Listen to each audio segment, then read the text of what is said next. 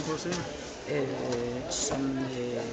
Hvor programlægningen og afviklingen bliver varetaget af OPA, som er organisationen for amatørmusik.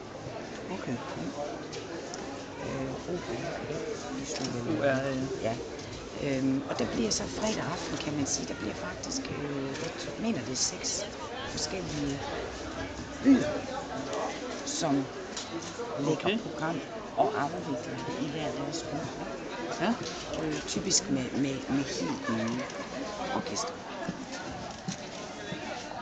Okay.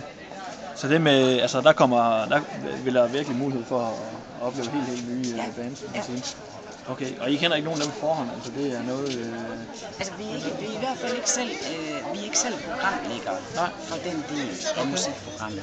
Det er opera, der gør det. Og det bliver fredag aften fra hvornår? Okay, det er men fredag aften, der kommer den til at være hernede. Ja. Og 6 forskellige scener med helt nye opkommende bands fra 6 forskellige byer. Ja. Okay. Rigtig interessant i hvert fald. Ja. Hvad så med lørdag, der kommer der så til at ikke at foregå noget? Jeg mener lige nu, der mener jeg, at det er fredag, vi laver noget inde i de her rum. Og så om lørdagen kan de så for eksempel blive brugt igen også til, det kunne være møder, eller det kunne være mindre oplæg eller foredrag. Okay. Yes.